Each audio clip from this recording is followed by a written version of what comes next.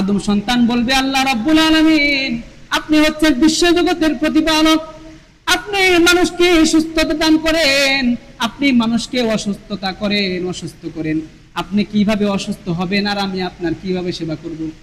আল্লাহ রাব্বুল আলামিন আদম সন্তানকে ডাক দিয়ে বলবেন, আদম সন্তান, তুমি কি দেখো না তোমার প্রতিবেশীরা অনেকে অসুস্থ ছিল, তোমার আত্মীয় স্বজন, দরিদ্র আত্মীয় স্বজন অনেকে অসুস্থ ছিল, যদি তুমি তাদের সেবা শুশ্রূষা করতে, তাহলে তাদের পরিবর্তে তুমি আমার সেবা শুশ্রূষা করার সওয়াব পেতে। আল্লাহ রাব্বুল আলামিন আদম সন্তানকে বলবেন, তাদের সেবা করলে তুমি আমাকে পেতে। আল্লাহ রাব্বুল আলামিন আদম সন্তানকে ডাক দিয়ে বলবেন, আদম সন্তান, দুনিয়ার জমিনে আমি তোমার কাছে খাদ্য চেয়েছিলাম, তুমি আমাকে খাদ্য দান করো নাই, তুমি আমাকে খাবার দান করো নাই। বান্দা বলবে, আল্লাহ, আপনি তো বিশ্ব জগতের প্রতিপালক, আপনি আমাদের কাছে কিভাবে খাদ্য চাইবেন এবং আমরা আপনাকে কিভাবে খাদ্য দান করব? আমরা কি আল্লাহকে খাওয়াইতে পারবো? হিন্দুরা মূর্তির সামনে খাবার দেয়, আমরা কি আল্লাহকে এভাবে দিতে পারবো? যদিও মূর্তি খাবার খায় না, বর্তমানে তো কৃষ্টি কালচার এমন হয়ে গেছে, মুসলমানরাও এখন দয়ালের নামে খাবার পরিবেশন করে, আছে না নাই? বেলা ভাষায় না সমাজে, দয়ালের নামে ছাড়ে, বাবার নামে ছাড়ে, খাজার নামে ছাড়ে, নাউজুবিল্লাহি মিন যালিক। আল্লাহ তাআলা আমাদেরকে এসব বিষয় থেকে পরিহার করার তৌফিক দান করেন। আল্লাহ রাব্বুল আলামিন আদম সন্তানকে বলবেন, আমি তোমার কাছে খাবার চেয়েছিলাম, তুমি আমাকে খাবার দাও নাই। বান্দা বলবে, আদম সন্তান বলবে, আল্লাহ, আমি আপনাকে কিভাবে খাবার দিতে পারি? আপনি তো বিশ্বজগতের প্রতিপালক। আল্লাহ রাব্বুল আলামিন বলবেন, তোমার সমাজের লোক, দরিদ্র ব্যক্তি, অসহায় ব্যক্তি তোমার কাছে খাবার চেয়েছিল, খাদ্য খাবার চেয়েছিল, তোমার কাছে ধন সম্পদ চেয়েছিল, কিন্তু তুমি কি দাও নাই। যদি তুমি তাকে খাবার দিতে, তাহলে তুমি তার পরিবর্তে আমাকে খাবার দেওয়ার সওয়াব পেতে। আল্লাহ রাব্বুল আলামিন আদম সন্তানকে বলবেন, আদম সন্তান, দুনিয়ার জমিনে আমি তোমার কাছে পানি চেয়েছিলাম, আমি পিপাসার্ত ছিলাম, তুমি আমাকে পানি দান করো নাই, তুমি আমার পিপাসা মিটাও নাই। বান্দা বলবে, আদম সন্তান বলবে, আল্লাহ, আপনি তো বিশ্ব জগতের প্রতিপালক, আমরা আপনাকে কিভাবে পানি দিতে পারি, আপনার পিপাসা কিভাবে নিবারণ করতে পারি? আল্লাহ রাব্বুল আলামিন বলবেন, মুসাফির ব্যক্তি তোমার কাছে পানি চেয়েছিল, দরিদ্র ব্যক্তি তোমার কাছে পানি চেয়েছিল, কিন্তু তুমি তাকে পানি দাও নাই। যদি তুমি তাকে পানি খাওয়াতে, পানি পান করাতে, আমি আল্লাহ রাব্বুল আলামিনকে পানি পান করানো সওয়াব তুমি পেয়ে যেতে।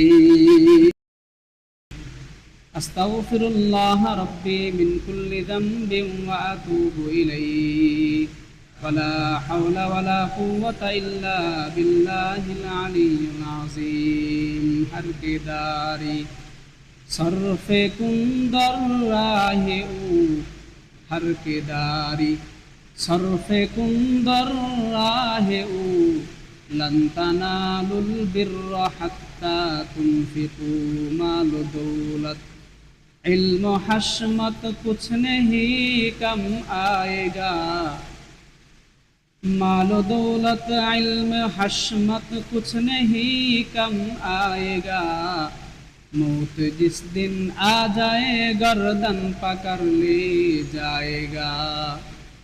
ए हाल तेरा चाल है, मकसूद तेरा माल है, ए हाल तेरा चाल है, मकसूद तेरा माल है, लाखों मोमिनों को अंधा कर दिया है, लाखों मोमिनों को अंधा कर दिया है। আলহামদুলিল্লাহ, আল্লাহ তাআলার দরবারে লাখ কোটি শুকরিয়া যে আল্লাহ রাব্বুল আলামিন আমাদেরকে পবিত্র জুমার দিনে, বিশেষ দিনে মসজিদে আসার তৌফিক দান করেছেন, বসার তৌফিক দান করেছেন, কিছু কথা বলা এবং শোনার তৌফিক দান করেছেন। এজন্য সকলেই অন্তরের অন্তঃস্থল থেকে বলি আলহামদুলিল্লাহ।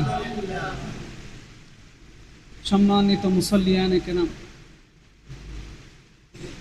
মালিক যখন কোনো কর্মচারীর উপরে রাগান্বিত হয়, গোসা হয়, কর্মচারীর উন্নতি হয় না অবনতি হয়? মালিক যখন কোনো কর্মচারীর উপর রাগান্বিত হয়, রাগ হয়, তখন কর্মচারী সুযোগ সুবিধা পায় নাকি সুযোগ সুবিধা থেকে বঞ্চিত হয়? বঞ্চিত হয়। আমাদেরও একজন মালিক আছেন, তিনি কে? আমাদের মালিক তিনি আল্লাহ।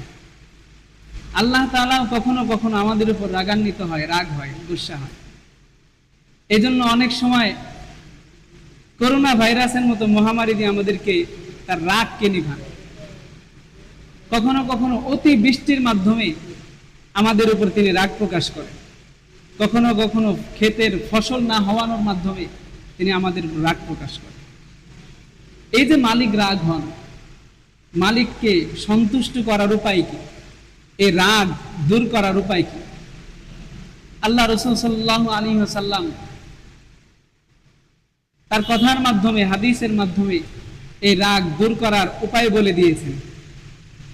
আল্লাহ রাসূল বলেন, as-sadaqatu tutfi'u ghadabar rabbi, দান সদকা এটা আল্লাহ তাআলার রাগ, ক্রোধ, আল্লাহ তাআলার জিদকে মিটিয়ে দেয়, দূর করে দেয়। সুবহানাল্লাহ।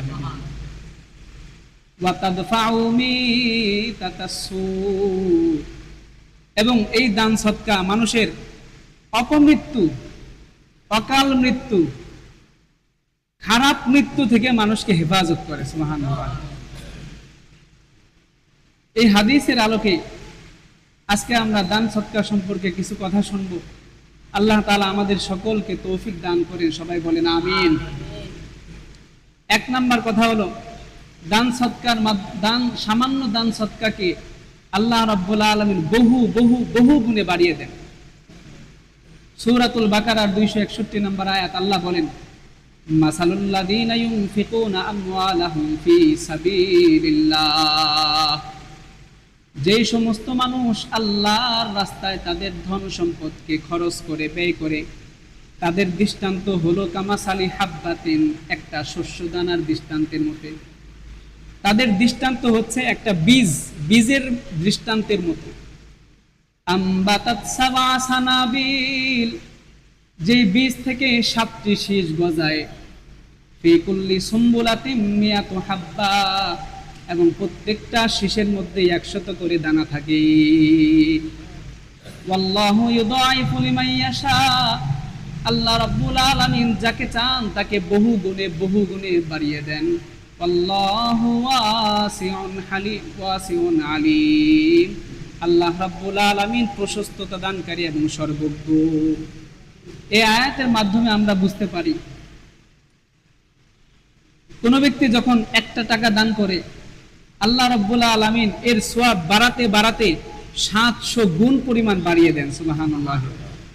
শুধু কি তাই, আরেক আয়াতে আল্লাহ রাব্বুল আলামিন বলেন, মান জাআ বিল হাসানাতি ফালাহু আশরু আমসালিহা, কোন ব্যক্তি যখন একটা নেক আমল করে, 1 টাকা দান সদকা করে, আল্লাহ রাব্বুল আলামিন এর পরিবর্তে 10 টাকা সদকা করার সওয়াব দান করেন। একটা নেক কাজ করলে, 1 টাকা দান করলে 10 গুণ। তাহলে যদি আগে 70 গুণ হয়, 700 গুণ হয়, তাহলে 700 এর সাথে আরো 10 গুণ করলে কত হয়? 7000। কত হয়? এর দ্বারা উদ্দেশ্য হলো একটা নেক আমল করা, 1 টাকা দান সদকা করার পরিবর্তে আল্লাহ তাআলা তাকে বহু বহু গুণে বাড়িয়ে দেন। সুবহানাল্লাহ। আরেক হাদিসের মধ্যে পাওয়া যায়, উহুদ পাহাড় পরিমাণ সওয়াব তাকে দান করা হবে। সুবহানাল্লাহ। 2 নাম্বার কথা, যারা দান সদকা করে তাদের জন্য আল্লাহ রাব্বুল আলামিনের পক্ষ থেকে সুবিশাল জান্নাত থাকবে। সুবহানাল্লাহ। সূরা আলে ইমরানের 133-34 নম্বর আয়াতে আল্লাহ বলেন, ওয়াসারিউ ইলা মাগফিরাতিন মির রাব্বিকুম ওয়া জান্নাতিন আরদুহাস সামাওয়াতু ওয়াল আরদ। আল্লাহ রাব্বুল আলামিন বান্দাকে বলেন, বান্দা, সারিউ ইলা মাগফিরাতিন মির রাব্বিকুম, তোমরা দ্রুত ধাবিত হও, দ্রুত এগিয়ে আসো, মির রাব্বিকুম, তোমাদের রবের পক্ষ থেকে রহমতের দয়ায়, ওয়া জান্নাতিন, এবং এমন জান্নাতের দিকে দ্রুত ধাবিত হয়ে আসো, আরদুহাস সামাওয়াতু ওয়াল আরদু, যে জান্নাতের প্রশস্ততা হবে আসমান এবং জমিন পর্যন্ত। এত বিশাল জান্নাতের দিকে তোমরা ধাবিত হও। আল্লাহ বলেন, ওয়াইদ্দাত লিল মুত্তাকিন, এই জান্নাতকে প্রস্তুত করা হয়েছে মুত্তাকি বান্দাদের জন্য। আল্লাহ রাব্বুল আলামিন বলেন, জানুনি এই মুত্তাকি কারা? আল্লাহ বলেন, আল্লাযীনা ইউনফিকুনা ফিস সাররাই ওয়াদ দাররাই ওয়াল কাযিমিনাল গায়যা ওয়াল আফিনা আনিন নাস আল্লাহু ইউহিব্বুল মুহসিনিন।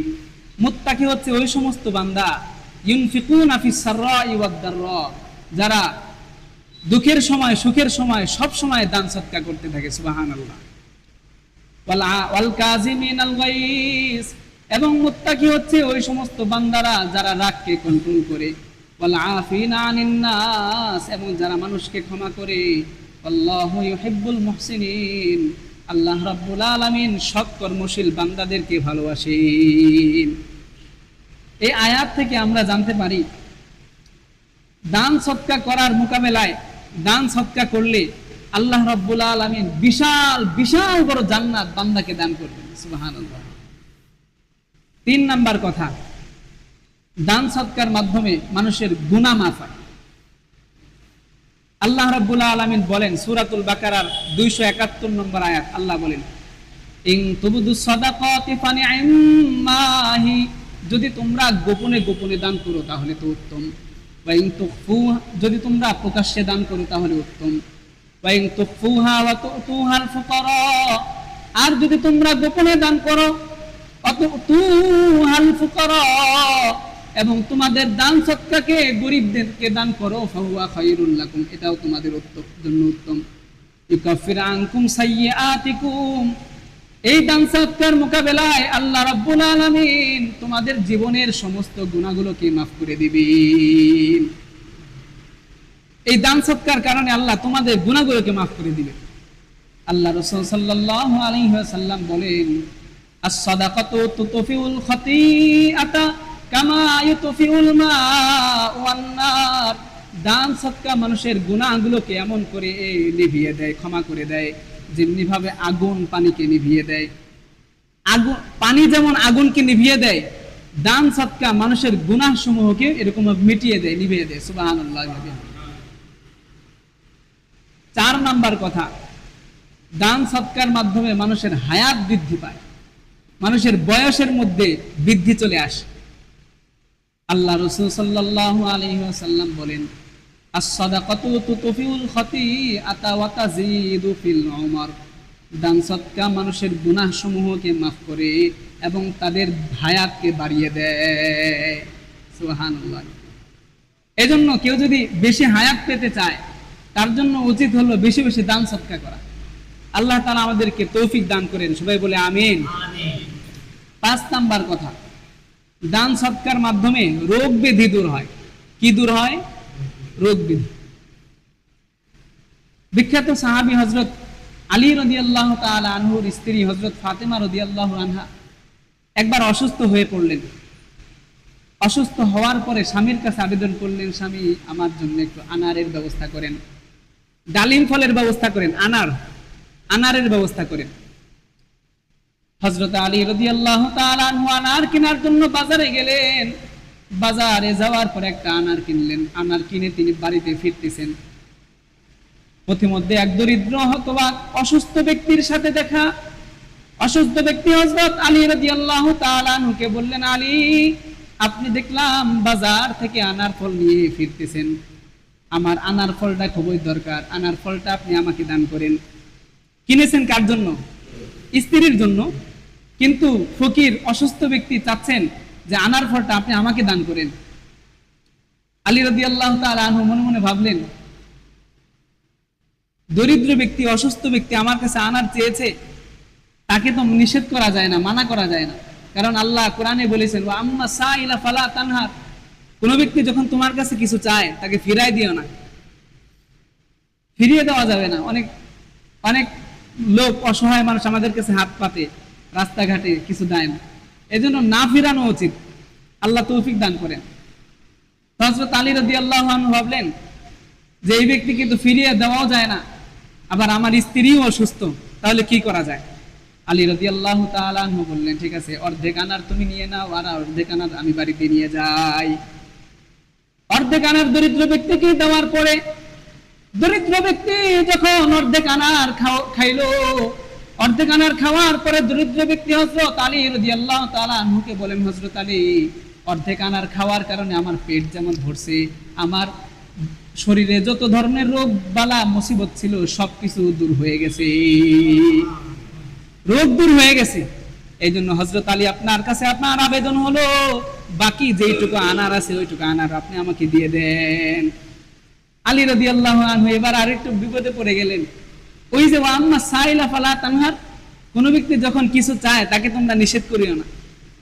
আলী রাদিয়াল্লাহু তাআলা আনহু বাকি আনারটুকু দিয়ে ফকিরকে দিয়ে দিলেন এবং তিনি বাড়িতে চলে গেলেন। এবার বাড়ির দরজার সামনে উপস্থিত সালাম দিছেন। ফাতেমা রাদিয়াল্লাহু আনহা বলছেন, স্বামী আসেন, ভিতরে আসেন। দরজার সামনে দাঁড়িয়ে আপনি কি করেন, ভিতরে চলে আসেন। আলী রাদিয়াল্লাহু তাআলা আনহু তো ছোট মন হয়ে গেছেন যে স্ত্রী একটা আনার কথা বললো আর আমি আনতে পারলাম না, কেমন স্বামী হইলাম। ফাতেমা রাদিয়াল্লাহু তাআলা আনহা ভিতর থেকে ডাক দিয়ে বলতেছেন, স্বামী আপনার কোনো টেনশন নাই, আপনি তাড়াতাড়ি ঘরের ভিতরে চলে আসেন। আল্লাহ রাব্বুল আলামিন আমাকে পরিপূর্ণ সুস্থতা দান করেছেন, আপনি ঘরের ভিতরে চলে আসেন। হযরত আলী রাদিয়াল্লাহু তাআলা আনহু ঘরের ভিতরে গেছেন। যাওয়ার পরে স্বামী স্ত্রী কথাবার্তা বলতেছেন, কি থেকে কি হয়ে গেল। বাজার থেকে আনার আনছেন, দরিদ্র ব্যক্তি অসুস্থ ব্যক্তি চাইছে, তাকে দিয়ে দেওয়া হয়েছে। এই যে কথাবার্তা চলতেছে, দরজায় করাঘাত হয়েছে যে হযরত আলী কি ভিতরে আসো, তাড়াতাড়ি দরজা খুলে আমাকে উদ্ধার কর। কি হয়েছে ভাই, কে তুমি? দরজার ওপাশ থেকে উত্তর আসতেছে, আমি আল্লাহ রসুলের সাহাবী হযরত সালমান ফারসি, আল্লাহ রসুলের দরবার থেকে তোমার জন্য হাদিয়া এসেছে, তাড়াতাড়ি তুমি আমাকে এই মাথার উপরে যে বোঝা নামায় তুমি আমাকে মুক্ত করো। আলী রাদিয়াল্লাহু আনহু দরজা খুলছেন। দরজা খোলার পরে দেখেন সালমান ফারসি বিশাল বড় আনারের ঝাঁকা নিয়ে দাঁড়িয়ে আছেন। সুবহানাল্লাহি ওয়া বিহামদিহি। এবার ঝাঁকা নামাইছেন, নামানোর পরে কথাবার্তা চলতেছে। সালমান ফারসি বলতেছেন, নবীজির দরবারে আনার হাদিয়া আসছে, নবীজি এটা আপনার জন্য পাঠাইছেন। আলী রাদিয়াল্লাহু আনহু বলেন যে ঠিক আছে, দেখি এটা আমার কি আমার না, একটু পরীক্ষা করি। এবার তিনি গণনা শুরু করছেন, 1 2 3 গুনতে গুনতে দেখেন 9টা আনার। কয়টা আনার? 9টা। হযরত আলী রাদিয়াল্লাহু আনহু বলেন, হযরত সালমান ফারসি এই আনার আমার না। শোনো সালমান ফারসি, এই আনার আমার না, তুমি অন্য বাড়িতে নিয়ে যাও। এই আনার যদি আমার হতেই হয় তাহলে 10টা হবে। কয়টা হবে? 10টা হবে। 9টা আনার, এই 9টা আমার আনার না, এই আনার আমার না। হযরত সালমান ফারসি রাদিয়াল্লাহু তাআলা আনহু চাদরের ভিতর থেকে আরেকটা আনার বের করে দিয়ে বলেন, এই নাও 10টা, এটা তোমারই আনার। সুবহানাল্লাহ। সালমান ফারসি রাদিয়াল্লাহু তাআলা আনহু বলেন, হযরত আলী 9টা আনার যখন আপনি গণনা করলেন তখন আপনি বললেন এটা আপনার আনার না, এর মধ্যে কি হিকমত আছে? 10টা আনার আপনার, এর মধ্যে কেমন হিকমত আছে আপনি আমাকে বর্ণনা করেন। হযরত আলী রাদিয়াল্লাহু তাআলা আনহু বলেন, শোনো সালমান ফারসি, আমি জানি আল্লাহ রাব্বুল আলামিন একটার মোকাবেলায় 10টা দান করেন। মানজা বিল হাসানাতি ফালাহু আশরু আমসালিহা। কোন ব্যক্তি যখন একটা নেক আমল করে আল্লাহ রাব্বুল আলামিন তার এক নেকের আমল করে এক নেক আমলের পরিবর্তে 10টা সওয়াব দান করেন। আমি বাজার থেকে যখন ফিরে আসছিলাম, এক দরিদ্র ব্যক্তি আমার কাছে একটা আনার চেয়েছে, আমি তাকে একটা আনার দান করেছি। আল্লাহ রাব্বুল আলামিন যদি এর প্রতিদান হিসেবে আমাকে আনার পাঠায় তাহলে তিনি 10টায় পাঠাবেন, এর চেয়ে কম পাঠাবেন না। এই জন্য 9টা আনার পাওয়ার পরে আমি বলেছিলাম এই 9টা আনার আমার না, বরং 10টা আনার আমার। সুবহানাল্লাহি ওয়া বিহামদিহি। তাহলে যেটা বলার উদ্দেশ্য, এই ঘটনা থেকে দান সৎকার মাধ্যমে রোগ ব্যাধি দূর হয়। এই জন্য আমাদের যাদের শারীরিক অসুস্থতা, এই জন্য বেশি বেশি দান সৎকার করবো। আল্লাহ রাব্বুল আলামিন চাহে তো সমস্ত প্রকার রোগ ব্যাধি দূর করে দিবেন। সবাই বলে আমিন। 6 নাম্বার কথা, দান সৎকার সওয়াব কবরে বসে বসেও পাওয়া যায়। সুবহানাল্লাহি ওয়া বিহামদিহি। মানুষ যখন মারা যায়, মানুষের রূহ যখন বের হয়ে যায়, তখন মানুষের আমলের খাতা অটোমেটিক বন্ধ হয়ে যায়, তখন আর কোনো ধরনের আমল লেখা হয় না। তবে 3 ধরনের আমল ছাড়া, কয় ধরনের? 3 ধরনের আমলের সওয়াব বান্দা কবরে বসে বসেই পেতে থাকে। সুবহানাল্লাহি ওয়া বিহামদিহি। ক্বালা রাসূলুল্লাহ সাল্লাল্লাহু আলাইহি ওয়াসাল্লাম, ইযা মাতাল ইনসানু ইনকাতা আনহু আমালুহু ইল্লা মিন সালাসা। যখন কোনো ব্যক্তি মারা যায় সাথে সাথে তার আমলের খাতা বন্ধ হয়ে যায়, তবে 3 ধরনের আমল ছাড়া। আল্লাহর নবী সাল্লাল্লাহু আলাইহি ওয়াসাল্লাম বলেন, ইল্লা মিন সাদাকাতিন জারিয়া। সদকায়ে জারিয়ার সওয়াব বান্দার কবরে পৌঁছতে থাকে, কবরে পৌঁছতে থাকে। এক নাম্বার কি? সদকায়ে জারিয়া, দান সদকা করা। যে দান সদকা কিয়ামত পর্যন্ত থাকবে, সেই দান সদকার সওয়াব কবরে বসে বসেই পেতে থাকে। এই জন্য আমাদের যাদের বাবা মা মারা গেছে, আত্মীয় স্বজন মারা গেছে, তাদেরকে যদি কবরে বসে বসে সওয়াব পাওয়াইতে চাই আমরা, আমাদের জন্য উচিত হলো এমন কোন দান সদকা করা যেটা সার্বক্ষণিক ভাবে থাকবে। আপনি কোনো এতিম সন্তানকে প্রতিপালন করলেন, এতিম সন্তান যতদিন পড়বে পড়াবে, যতদিন সে জীবিত থাকবে, যত নেক আমল করবে, এর একটা সওয়াব আপনার আমল নামায় যাবে। সুবহানাল্লাহ। আপনি জনস্বার্থে একটা টিউবওয়েল বসালেন, জনগণ এর থেকে উপকৃত হবে না? হবে। একটা ব্রিজ করলেন, সাঁকো করলেন, এটার জনগণ উপকৃত হবে। যতদিন উপকৃত হতে থাকবে ততদিন আপনার আমল নামায় অটোমেটিক সওয়াব আসতেই থাকবে। সুবহানাল্লাহ। আপনি জনসাধারণের জন্য একটা মসজিদ নির্মাণ করলেন, মসজিদে জায়গা দিলেন, কিয়ামত পর্যন্ত জায়গা, যতদিন কিয়ামত পর্যন্ত জায়গা থাকবে, এই জায়গার সওয়াব আপনি কিয়ামত পর্যন্ত পেতেই থাকবেন, পেতেই থাকবেন, পেতেই থাকবেন। সুবহানাল্লাহ। মসজিদের নির্মাণ কাজে আপনি অর্থ ব্যয় করলেন, এটা আপনার সদকায়ে জারিয়া হবে। কিয়ামত পর্যন্ত যতদিন মসজিদ থাকবে আপনার আমল নামায় এর সওয়াব পৌঁছতেই থাকবে, পৌঁছতেই থাকবে। মাদ্রাসায় দান সদকা করেছেন, মাদ্রাসা যতদিন থাকবে, তালিবুল ইলম ছাত্ররা যতদিন পড়তে থাকবে, আপনার আমল নামায় সওয়াব আসতেই থাকবে। সুবহানাল্লাহ। তাহলে এক নাম্বার ছিল সদকায়ে জারিয়া। দুই নাম্বার হলো আওয়া ইল্লা মিন ইলমিন ইউনতাফাউ বিহি, এমন জ্ঞান যেই জ্ঞানের মাধ্যমে উপকৃত হওয়া যায়। অর্থাৎ ধর্মীয় জ্ঞান, ধর্মীয় জ্ঞান এর সওয়াব কবরে বসে বসেই পাওয়া যাবে। সুবহানাল্লাহ। আমরা যারা হুজুর আছে, আলেম ওলামা আছে, আমরা ছাত্র পড়াই, মসজিদে ইমামতি যারা করেন তারাও ছাত্র পড়ান। আমাদের অনেক বেশি অর্থ করে টাকা পয়সা থাকে না সাধারণত হুজুরদের, কিন্তু দুনিয়াতে তাদের ধন সম্পদ অর্থ করে না থাকলেও আখিরাতের বিচারে তারা অনেক বেশি ধনী, অনেক বেশি লাভবান। কিভাবে? আমরা যেমন ছাত্রদেরকে পড়াইতেছি, আমাদের ছাত্ররা আবার ছাত্র পড়াবে, তারা আবার ছাত্র পড়াবে, তারা ছাত্র পড়াবে, কিয়ামত পর্যন্ত পড়ানোর ধারাবাহিকতা যতদিন চলতেই থাকবে, আমরা আশাবাদী আল্লাহ আমাদেরকে এর একটা সওয়াব দান করবেন। সুবহানাল্লাহ। এর আরেকটা সরল উদাহরণ হলো, আপনি কোনো ব্যক্তিকে তাশকিল করে নামাজে নিয়ে এসেছেন, সেই ব্যক্তি মসজিদে আসেন, আপনি মসজিদে এনেছেন, মসজিদে আসার পরে সে রীতিমতো এখন নামাজি, প্রতিদিন নামাজ পড়ে, আমল করে। এই ব্যক্তি যতদিন পর্যন্ত নামাজ পড়তে থাকবে, পড়তে থাকবে, আপনার আমল নামায় এর সওয়াবের একটা অংশ যেতেই থাকবে, যেতেই থাকবে। সুবহানাল্লাহ। এই জন্য চেষ্টা করা, যে সমস্ত ভাইয়েরা মসজিদে আসে না তাদেরকে গাস্ত করে, তাদেরকে বলে কয়ে মসজিদে আনার চেষ্টা করা। যদি সে নামাজি হয়ে যায় তাহলে আমি একটা সওয়াবের ভাগীদার হয়ে যাই। তিন নাম্বার, ওয়ালাদিন সালিহিন ইয়াদউ লাহু, ওই নেককার সন্তান, যে নেককার সন্তান পিতামাতার জন্য দোয়া করতে থাকে। যেই সন্তান পিতামাতার জন্য দোয়া করে, বাবা মা মারা গেছে, কবরের পাশে দাঁড়িয়ে কুরআন খতম করে যেই সন্তান দোয়া করে, সেই সন্তানের সওয়াবের একটা অংশ কবরে বসে বসে পাওয়া যাবে। সুবহানাল্লাহ।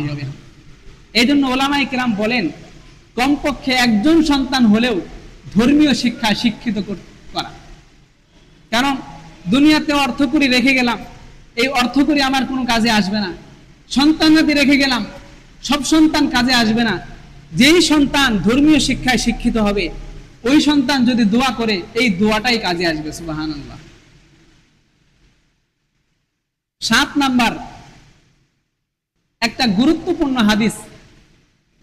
এক ব্যক্তি মনে মনে ইচ্ছা করলো সে দান সদকা করবে। দান সদকা করার ইচ্ছা সংকল্প করার পরে সে রাত্রেবেলা দান সদকা নিয়ে বের হয়েছে। দান সদকা নিয়ে বের হওয়ার পরে একজন অপরিচিত ব্যক্তির হাতে সে দান দিয়ে চলে এসেছে, গোপনে দান করবে। অপরিচিত ব্যক্তির হাতে দান সদকা দেওয়ার পর সেই ব্যক্তি বাড়িতে চলে এসেছে, বাড়িতে চলে এসে ঘুমিয়ে গেছে। পরের দিন সকালে সমাজের মধ্যে, এলাকার মধ্যে, গ্রামের মধ্যে বলাবলি হতে লাগলো, গত রাত্রে এক ব্যক্তিকে দান করা হয়েছে, সেই ব্যক্তিটা ছিল একজন চোর। সেই ব্যক্তি গোপনে দান করেছে, কিন্তু দান করেছে কার হাতে? একজন চোরের হাতে। সকালে বলাবলি হতে লাগলো, ওই দানকারীর কানেও এই সংবাদ পৌঁছার পরে সে এবার আল্লাহর কাছে বলতেছে, আলহামদুলিল্লাহ আলা ইয়াদিস সারিকি লা আতাসাদ্দাকান্না গাদান। আল্লাহ রাব্বুল আলামিন, আমি চেয়েছিলাম গোপনে গোপনে তোমার জন্য দান করব, গোপনে দান করেছি, কিন্তু একজন চোরের হাতে আমার দানটা পড়েছে। তারপরেও তোমার শুকরিয়া আমি জ্ঞাপন করছি। আগামীকাল আমি আবার দান করব। আগামীকাল রাত্রিবেলা যখন সে দান নিয়ে বের হয়েছে, একটা মহিলার হাতে দান করেছে। কার হাতে দান করেছে? এক মহিলা। পরের দিন সকালে এলাকার মধ্যে বলা বলি হতে লাগলো, গল্প গুজব হতে লাগলো, গত রাত্রে যেই মহিলাকে দান করা হয়েছে সেই মহিলা ছিল একজন ব্যভিচারিণী, একজন খারাপ মহিলা, দেহ ব্যবসায়ী মহিলা ছিল। এখন যে ব্যক্তি দানকারী সে এবারও বলতে লাগলো, আলহামদুলিল্লাহিল্লাযী আলা ইয়াদি জানিয়া, আল্লাহ আমি তো দান করেছি তোমার শুকরিয়া, কিন্তু দান করেছি একজন ব্যভিচারিণী দেহ ব্যবসায়ী মহিলার কাছে। লা তাসাদ্দাকান্না গাদান, আল্লাহ আমি আগামীকাল আবারও দান করব। তৃতীয় দিন রাত্রেবেলা দান নিয়ে বের হয়েছে। বের হওয়ার পরে এবার সে দান করেছে এক ব্যক্তির কাছে। এক ব্যক্তি এরকম পায়চারি করতেছিল রাত্রেবেলা টেনশনে, সেই ব্যক্তির হাতে দান করেছে। সকালবেলা সারা এলাকার মধ্যে খবর পৌঁছে গেল, গত রাত্রে যেই ব্যক্তিকে দান করা হয়েছে সেই ব্যক্তি ছিল একজন ধনী ব্যক্তি। আপনারা জানেন দান সৎকার করতে হয় অসহায় দরিদ্র মানুষদেরকে, কিন্তু সেই ব্যক্তি দান করেছে একজন ধনী বড়লোক ব্যক্তিকে। সম্পদের টেনশনে তার মাথা ঠিক নাই, পায়চারি করতেছে টেনশনে সে, কিন্তু সেই ব্যক্তি যায় ধনী ব্যক্তির কাছে দান করেছে। এখন সেই ব্যক্তি খুবই বিচলিত, পেরেশান।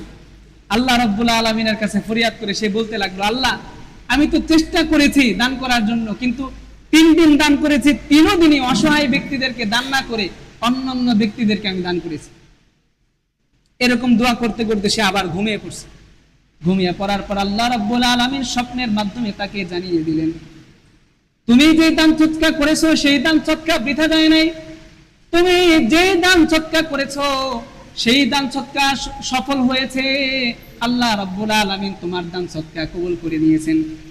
প্রথম ব্যক্তিকে দান করেছো সেই ব্যক্তি ছিল চোর, সেই ব্যক্তির দান সৎকারকেও কবুল করে নেওয়া হয়েছে, কারণ সেই ব্যক্তি চুরি করার জন্য যখন বের হয়ে গেছে, যখন তোমার দান সৎকার পেয়েছে তখন সে মনে মনে বলেছে আমি অর্থের জন্য চুরি করার জন্য বের হয়েছি, যেহেতু আমার কাছে অর্থ চলে এসেছে এই জন্য আমি আর চুরি করবো না, বাড়িতে চলে যাই।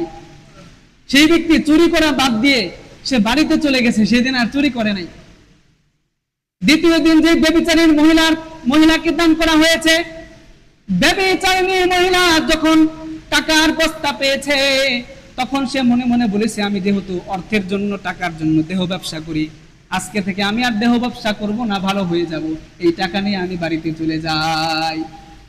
তৃতীয় যে ব্যক্তি ধনী সম্পদ, যখন সে দান পেল, দান পাওয়ার সাথে সাথে সেই ব্যক্তি নসিহত গ্রহণ করেছে। কেমন নসিহত? সে মনে মনে বলছে যে হায়রে, আমি তো অনেক বেশি সম্পদের মালিক, আমি এতটাই কৃপণ, আমি দান করি না, এই জন্য দরিদ্র ব্যক্তি এসে আমাকে দান করেছে। এখান থেকে আমার শিক্ষা হলো সামনে থেকে আমারও দান খয়রাত করতে হবে। আল্লাহ রাব্বুল আলামিন সেই ব্যক্তিকে জানিয়ে দিলেন তোমার দান সৎকার আল্লাহ রাব্বুল আলামিন কবুল করেছেন এবং এর বিনিময়ে তোমাকে অনেক বেশি সওয়াব দান করেছেন, অনেক বেশি সওয়াব আল্লাহ রাব্বুল আলামিন তাকে দান করেছেন। এই হলো 7 নাম্বার কথা। 8 নাম্বার কথা, দান সৎকার থেকে বিরত থাকা।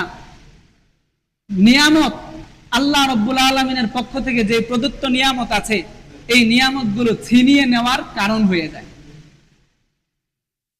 বনি ইসরায়েলের 3 জন ব্যক্তি ছিল, তাদের মধ্যে একজন ছিল ধবল রোগী, শ্বেত রোগ বিশিষ্ট লোক। আরেকজন ছিল টাক মাথা, মাথায় চুল ছিল না। আরেকজন লোক ছিল অন্ধ। আল্লাহ রাব্বুল আলামিন এদেরকে পরীক্ষা করার জন্য একজন ফেরেশতা পাঠালেন। আসমান থেকে ফেরেশতা আসার পরে সর্বপ্রথম ধবল রোগীর ব্যক্তির কাছে গেলেন, যা বললেন ভাই তোমার কাছে জীবনের কোনো চাহিদা, জীবনে কোনো চাওয়া পাওয়া আছে কিনা তুমি আমাকে বলো। ধবল রোগী উত্তর দিতেছে ভাই আমার জীবনে কোনো চাওয়া পাওয়া নাই, তবে আমার জীবনের একটা চাওয়া হলো আল্লাহ রাব্বুল আলামিন যদি আমার শরীরের চামড়া সুন্দর করে দিত তাহলে আমি অনেক বেশি খুশি হয়ে যেতাম। তার জীবনে একটাই চাওয়া পাওয়া আমার শরীরের চামড়া যেন ভালো হয়ে যায়। সেই ব্যক্তি, সেই ফেরেশতা তার শরীরে হাত বুলিয়ে দিল। হাত বুলিয়ে দেওয়ার পরে সাথে সাথে তার চামড়া ভালো হয়ে গেল। সুবহানাল্লাহি ওয়া বিহামদিহি। এবার ফেরেশতা তাকে বলল যে ভাই তোমার আরো কোনো চাওয়া পাওয়া আছে কিনা? বলে নাই, চাওয়া পাওয়া নাই। ফেরেশতা তার নিজের পক্ষ থেকে একটা গর্ভবতী উটনি তাকে দিয়ে চলে গেল। এবার গেছে দ্বিতীয় ব্যক্তির কাছে। দ্বিতীয় ব্যক্তির কাছে যাওয়ার পরে বলছে ভাই তোমার জীবনে কোনো চাওয়া পাওয়া আছে কিনা? দ্বিতীয় ব্যক্তি ছিল যার মাথায় চুল ছিল না। সেই ব্যক্তি বলল ভাই আমার জীবনে কোনো চাওয়া পাওয়া নাই, তবে জীবনের একটা চাওয়া পাওয়া হচ্ছে আমার মাথায় যদি চুল গজিয়ে যায়, আমার মাথায় যদি চুল হয়ে যায় তাহলে আমি অনেক বেশি খুশি, আর কিছু দরকার নেই। সমাজে সম্মান পাওয়া যায় না, বউয়ের কাছে সম্মান পাওয়া যায় না, এজন্য মাথায় যেন চুল হয়ে যায়। ফেরেশতা তার মাথায় হাত বুলিয়ে দিল, সাথে সাথে পরিপূর্ণ মাথা চুলে ভরে গেল। সুবহানাল্লাহি ওয়া বিহামদিহি। এবার ফেরেশতা তাকে গর্ভবতী একটা গাভী দিয়ে চলে গেল। তৃতীয় ব্যক্তির কাছে গেল। তৃতীয় ব্যক্তির কাছে যাওয়ার পরে বলল, অন্ধ ব্যক্তি যাই বলল ভাই তোমার জীবনে কোনো চাওয়া পাওয়া আছে কিনা? সে বলল জীবনে কোনো চাওয়া পাওয়া নাই, তবে আল্লাহ যদি আমার চোখের দৃষ্টি শক্তিকে ভালো করে দেয় তাহলে আমি খুশি, আর কিছু লাগবে না। ফেরেশতা তার চোখে হাত বুলিয়ে দেওয়ার পরে সাথে সাথে তার দৃষ্টি শক্তি ফিরে আসলো, সে দেখতে পেল। সুবহানাল্লাহ। ফেরেশতা এবার তাকে একটা গর্ভবতী ছাগল দিয়ে চলে গেল। দীর্ঘদিন অতিবাহিত হওয়ার পরে ওই যে প্রথম ব্যক্তি উট তাকে দেওয়া হয়েছিল, উটের বাচ্চা হলো, উটে তার বাড়িঘর ভরে গেল, চারণভূমি ভরে গেল। যাকে গাভী দেওয়া হয়েছিল তার অনেক গাভী হয়ে গেল, যাকে বকরি ছাগল দেওয়া হয়েছিল তার অনেক বেশি ছাগল হয়ে গেল। এবার তাদের পরীক্ষার পালা। আল্লাহ রাব্বুল আলামিন ফেরেশতাকে পাঠালেন মানুষের বেশে, মুসাফির ব্যক্তির বেশে তাকে পাঠালেন। ফেরেশতা মুসাফিরের বেশে এসে প্রথম ব্যক্তি ধবল রোগের অধিকারী ব্যক্তিকে বলল যে ভাই আমি একজন মুসাফির মানুষ, সফর করতে করতে সফরের পাথেও সামানাপত্র শেষ হয়ে গেছে, আপনি আমাকে একটা যদি উট দেন তাহলে আমি আমার গন্তব্য পর্যন্ত পৌঁছতে পারি, আপনি আমাকে একটা উট দিলে ভালো হয়। এবার সেই ব্যক্তি বলতেছে একটা উটের দাম জানো কত? তুমি আমার কাছে একটা উট চাও, একটা উট দিতে পারবো না। অস্বীকার করলো। কাকুতি মিনতি করার পরেও যখন দিল না, তখন সেই ব্যক্তি বলল আরে মিয়া আমি তো তোমাকে চিনতে পারতেছি, তুমি কি ধবল রোগী ছিলে না? তোমার তো ধন সম্পদ কিছুই ছিল না, আল্লাহ তোমাকে সব ধন সম্পদ দান করেছেন। এবার সেই ব্যক্তি বলতেছে না মিয়া এগুলো আমার বাপ দাদার সূত্রে প্রাপ্ত সম্পদ, এগুলো কেউ আমাকে দেয় নাই, বাপ দাদার সূত্রে পেয়েছি। এবার সেই ব্যক্তি বলল ঠিক আছে তাহলে আমি তোমার জন্য দোয়া করে দেই, আল্লাহ তুমি যেমন ছিলে আল্লাহ যেন তোমাকে তেমন বানিয়ে দেয়। ফেরেশতা দোয়া করলো, সাথে সাথে সেই ব্যক্তি আগের মতো ধবল রোগী হয়ে গেল, তার ধন সম্পদ সবকিছু নষ্ট হয়ে গেল। এবার দ্বিতীয় ব্যক্তির কাছে সেই মুসাফির ব্যক্তি গেল, যাওয়ার পরে বলল ভাই আমি মুসাফির ব্যক্তি, আমাকে কিছু দান সৎকার করো যেন আমি আমার গন্তব্য পর্যন্ত পৌঁছতে পারি। দ্বিতীয় ব্যক্তি ছিল কি যার মাথায় চুল ছিল না, সেও একই উত্তর দিল যে আমি দিতে পারবো না, তুমি অন্য কোথায় যাও। ফেরেশতা বলল আমি তো তোমাকে চিনতে পারতেছি, তুমি তো ছিলে, তোমার মাথায় চুল ছিল না, আল্লাহ তোমাকে চুল দান করেছেন এবং তোমাকে অনেক বেশি গাভী দান করেছেন। সেই ব্যক্তি বলবো না এগুলো আমার বাপদাদার সূত্রে প্রাপ্ত সম্পদ, এগুলো কেউ আমাকে দেয় নাই। ফেরেশতা আবার দোয়া করলো তুমি যেমন ছিলে আল্লাহ যেন তোমাকে তেমনই বানিয়ে দেয়। সেই ব্যক্তি আবার আগের মতো টাকমাথা হয়ে গেল, এরপরে তার ধন সম্পদ সব নষ্ট হয়ে গেল। এবার মুসাফির ব্যক্তি তৃতীয় ব্যক্তির কাছে গেলেন, অন্ধ ব্যক্তি। যাওয়ার পরে বললেন যে ভাই আমি সাধারণ একজন মুসাফির, আমি সফর করতে করতে আমার পাথেও শেষ হয়ে গেছে, আপনি যদি আমাকে একটা বকরি দান করেন এটা বিক্রি করে আমি আমার গন্তব্য পর্যন্ত পৌঁছতে পারি।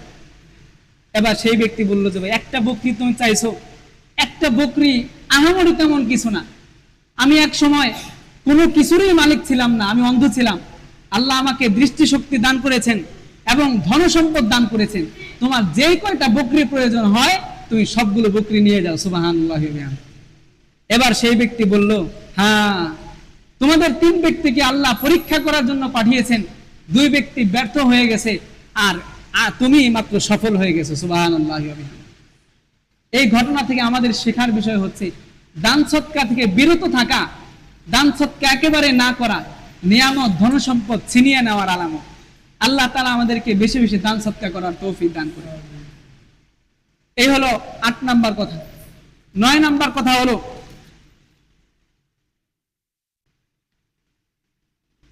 দান সৎকার মাধ্যমে বিপদ আপদ দূর হয়। দান সৎকার মাধ্যমে বিপদ আপদ দূর হয়। অতীত জামানার একটা ঘটনা ছিল, সময় সংক্ষেপ, এজন্য সংক্ষেপ করে দিচ্ছি। 10 নাম্বার, দান সৎকার করলে অনুরূপ ধন সম্পদ আল্লাহ রাব্বুল আলামিন দান করবেন। আল্লাহ রাসূল সাল্লাল্লাহু আলাইহি ওয়াসাল্লাম বলেন, আল্লাহ তাআলা বলেছেন, ইয়া ইবনা আদম আনফিক উনফাক আলাইক, হে আদম সন্তান তুমি দান করো, তোমাকে অনুরূপ ধন সম্পদ দান করা হবে। একটা উদাহরণ শোনেন, আমরা যে ধান বুনি, ধান যখন মাড়াই করি, ধান গোলায় ভরি না, এটা গোলা বলে না, গোলায় ভরি। আপনার গোলা ভর্তি ধান আছে, এখন এই গোলার মধ্যে ধান ভরতে হলে, নতুন ধান আনতে হলে সর্বপ্রথম কাজ কি করতে হবে? এই ধানগুলোকে সরিয়ে রাখতে হবে, বিক্রি করতে হবে, ঠিক না? এখন যদি এই গোলার মধ্যে ধান রাখতে চান, আগের ধানও থাকে, নতুন ধানও রাখতে চান, রাখা সম্ভব হবে? সম্ভব হবে। আপনি কলসির মধ্যে পানি ভরতে চান, সর্বপ্রথম কাজ হবে এই কলসিটাকে খালি করা। যদি কলসি ভর্তি থাকে তাহলে পানি রাখা সম্ভব হবে? হবে। আল্লাহ তাআলা যে আপনাকে অনেক বেশি ধনসম্পদ দান করবেন, এটার জন্য পূর্ব শর্ত হলো আপনার যে সম্পদ আছে এখান থেকে দান করতে হবে। যেই পরিমাণ সম্পদ আপনি দান করবেন অতটুকু তো খালি হয়ে যাবে, তখনই আল্লাহর পক্ষ থেকে আপনাকে ধনসম্পদ দেওয়া হবে। আপনার কাছে অনেক বেশি ধনসম্পদ আছে, দান করেন না, কিছুই করেন না, তাহলে আপনাকে আল্লাহ দিবে কেন? দেওয়ার কোনো যুক্তি আছে? এই জন্য আল্লাহ নবী সাল্লাল্লাহু আলাইহি ওয়াসাল্লাম বলেছেন, আনফিক উনফাক আলাই, তুমি দান করো, তোমার জন্য দান সদকা করা হবে। সর্বশেষ কথা, বুখারী শরীফের বিখ্যাত এক হাদিস, হযরত আবু হুরায়রা রাদিয়াল্লাহু তাআলা আনহু বলেন, আল্লাহ রাব্বুল আলামিন বলেছেন, আল্লাহ রাসূল সাল্লাল্লাহু আলাইহি ওয়াসাল্লাম বলেছেন, ইন্নাল্লাহা আযজা ওয়া জাল্লা ইয়াকুলু ইয়াউমাল কিয়ামাতি ইয়া ইবনা আদম ইন্নী মারিস্তু ফালাম তাউদনি। আল্লাহ রাব্বুল আলামিন আদম সন্তানকে বলবেন, আদম সন্তান, দুনিয়ার জমিনে আমি অসুস্থ ছিলাম, কিন্তু তুমি আমার সেবা শুশ্রূষা করো নাই, তুমি আমার দেখাশোনা করো নাই। ক্বালা কাইফা আউদুকা, আদম সন্তান বলবে, আল্লাহ রাব্বুল আলামিন আপনি হচ্ছেন বিশ্বজগতের প্রতিপালক, আপনি মানুষকে সুস্থতা দান করেন, আপনি মানুষকে অসুস্থতা করেন, অসুস্থ করেন, আপনি কিভাবে অসুস্থ হবেন আর আমি আপনার কিভাবে সেবা করব? আল্লাহ রাব্বুল আলামিন আদম সন্তানকে ডাক দিয়ে বলবেন, আদম সন্তান তুমি কি দেখো না তোমার প্রতিবেশীরা অনেকে অসুস্থ ছিল, তোমার আত্মীয় স্বজন, দরিদ্র আত্মীয় স্বজন অনেকে অসুস্থ ছিল, যদি তুমি তাদের সেবা শুশ্রূষা করতে তাহলে তাদের পরিবর্তে তুমি আমার সেবা শুশ্রূষা করার সওয়াব পেতে। আল্লাহ রাব্বুল আলামিন আদম সন্তানকে বলবেন, তাদের সেবা করলে তুমি আমাকে পেতে। আল্লাহ রাব্বুল আলামিন আদম সন্তানকে ডাক দিয়ে বলবেন, আদম সন্তান দুনিয়ার জমিনে আমি তোমার কাছে খাদ্য চেয়েছিলাম, তুমি আমাকে খাদ্য দান করো নাই, তুমি আমাকে খাবার দান করো নাই। বান্দা বলবে, আল্লাহ আপনি তো বিশ্ব জগতের প্রতিপালক, আপনি আমাদের কাছে কিভাবে খাদ্য চাইবেন এবং আমরা আপনাকে কিভাবে খাদ্য দান করব? আমরা কি আল্লাহকে খাওয়াইতে পারবো? হিন্দুরা মূর্তির সামনে খাবার দেয়, আমরা কি আল্লাহকে এভাবে দিতে পারবো? যদিও মূর্তি খাবার খায় না, বর্তমানে তো কৃষ্টি কালচার এমন হয়ে গেছে, মুসলমানরাও এখন দয়ালের নামে খাবার পরিবেশন করে, আছে না নাই? বেলা ভাষায় না সমাজে, দয়ালের নামে ছাড়ে, বাবার নামে ছাড়ে, খাজার নামে ছাড়ে, নাউজুবিল্লাহি মিন যালিক। আল্লাহ তাআলা আমাদেরকে এসব বিষয় থেকে পরিহার করার তৌফিক দান করেন। আল্লাহ রাব্বুল আলামিন আদম সন্তানকে বলবেন, আমি তোমার কাছে খাবার চেয়েছিলাম, তুমি আমাকে খাবার দাও নাই। বান্দা বলবে, আদম সন্তান বলবে, আল্লাহ আমি আপনাকে কিভাবে খাবার দিতে পারি, আপনি তো বিশ্বজগতের প্রতিপালক। আল্লাহ রাব্বুল আলামিন বলবেন, তোমার সমাজের লোক, দরিদ্র ব্যক্তি, অসহায় ব্যক্তি তোমার কাছে খাবার চেয়েছিল, খাদ্য খাবার চেয়েছিল, তোমার কাছে ধন সম্পদ চেয়েছিল, কিন্তু তুমি কি দাও নাই। যদি তুমি তাকে খাবার দিতে তাহলে তুমি তার পরিবর্তে আমাকে খাবার দেওয়ার সওয়াব পেতে। আল্লাহ রাব্বুল আলামিন আদম সন্তানকে বলবেন, আদম সন্তান দুনিয়ার জমিনে আমি তোমার কাছে পানি চেয়েছিলাম, আমি পিপাসার্ত ছিলাম, তুমি আমাকে পানি দান করো নাই, তুমি আমার পিপাসা মিটাও নাই। বান্দা বলবে, আদম সন্তান বলবে, আল্লাহ আপনি তো বিশ্ব জগতের প্রতিপালক, আমরা আপনাকে কিভাবে পানি দিতে পারি, আপনার পিপাসা কিভাবে নিবারণ করতে পারি? আল্লাহ রাব্বুল আলামিন বলবেন, মুসাফির ব্যক্তি তোমার কাছে পানি চেয়েছিল, দরিদ্র ব্যক্তি তোমার কাছে পানি চেয়েছিল, কিন্তু তুমি তাকে পানি দাও নাই। যদি তুমি তাকে পানি খাওয়াতে, পানি পান করাতে, আমি আল্লাহ রাব্বুল আলামিনকে পানি পান করানো সওয়াব তুমি পেয়ে যেতে। আমাদের সমাজের মধ্যে কত মানুষ আছে দুস্থ, দরিদ্র, অসহায়, আমরা কি একবারও তাদের খোঁজ খবর নিয়েছি? আমরা কি একবারও তাদেরকে জিজ্ঞাসা করেছি, ভাই এই যে কুরবানির ঈদ চলে এসেছে, তুমি তোমার সন্তানাদিদেরকে কেমন করেছো? সন্তানদেরকে কি কোনো ধরনের কাপড় চোপড় কিনে দিয়েছো কিনা? কুরবানির পশু সবাই জবাই করবে, ধনী ব্যক্তিরা জবাই করবে, তাদের ঘরে ঘরে মাংসের আয়োজন হবে, আত্মীয় স্বজনের আয়োজন হবে, কিন্তু যারা দরিদ্র মানুষ আছে, গরিব মানুষ আছে, তাদের ঘরে কিসের আয়োজন হবে? আমরা কি একবারের জন্য তাদের খোঁজ খবর নিয়েছি? কিংবা তাদের কাপড় চোপড়ের অবস্থা দেখে একবারও জিজ্ঞেস করেছি, তোমার কাপড় চোপড়ের ব্যবস্থা কি আমি করে দিব? এটাকে আমরা কখনো করেছি? আমরা সমাজপতি, আল্লাহ আমাদের যাদেরকে ধন সম্পদ দান করেছেন, এদের জিম্মাদারি, এদের উপর আবশ্যক হচ্ছে যারা দরিদ্র আছে তাদের খোঁজ খবর নাও। অন্যথায় আল্লাহ কিয়ামতের দিন জিজ্ঞেস করবেন, আমার বান্দা অসহায় ছিল, না খেয়েছিল, ঈদের দিনে তার মুখটা মরা মরা ছিল, তুমি তো তার খোঁজ খবর নাও নাই, তুমি তার খোঁজ খবর নেও নাই। আল্লাহ যদি তখন জিজ্ঞাসা করে, তাহলে আমরা কি জবাব দেবো? আমাদের জবাব দেওয়ার কিছু আছে? আল্লাহ যদি জিজ্ঞাসা করে, এত বড় মসজিদ তোমাদেরকে দান করেছি নিয়ামত হিসেবে, এই মসজিদের দেখাশোনা কি তুমি করেছো? তখন যদি আমরা প্রশ্ন করি, দেখাশোনা আবার কি করব, মসজিদ তো প্রতিদিনই যাওয়া আসার সময় একবার করে দেখতাম, আল্লাহ আপনি জিজ্ঞাসা করলেন কেন?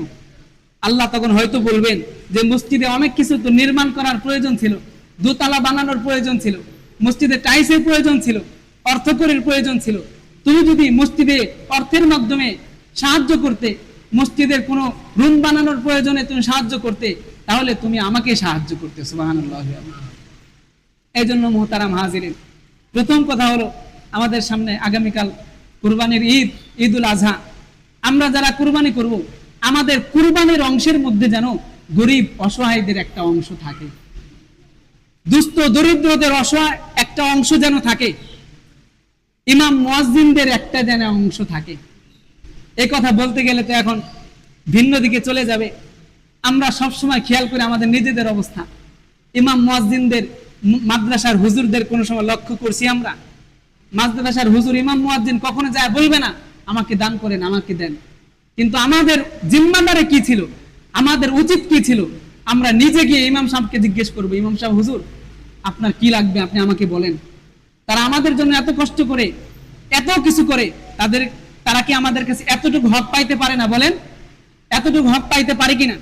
এই জন্য সমাজপতি যারা আছি, সমাজের ধনবান যারা আছি, তারা ইনশাল্লাহ খেয়াল রাখবো। বিশেষভাবে আমাদের মসজিদের উন্নয়নমূলক যত কাজ হতে পারে, মোতাওয়াল্লি সাহেব, কমিটি যারা আছেন, তারা অনেক সময় অনেক টাকা যা পেশ করেন, এই জন্য সবাই টাকা যেমন যে দান করার চেষ্টা করব। আল্লাহ রাব্বুল আলামিন আমাদেরকে আমল করার তৌফিক দান করেন এবং বেশি বেশি দান সৎকার করার তৌফিক দান করেন। যারা কাবলাল জুমা পড়ি নেই, কাবলাল জুমা পড়ি নেই।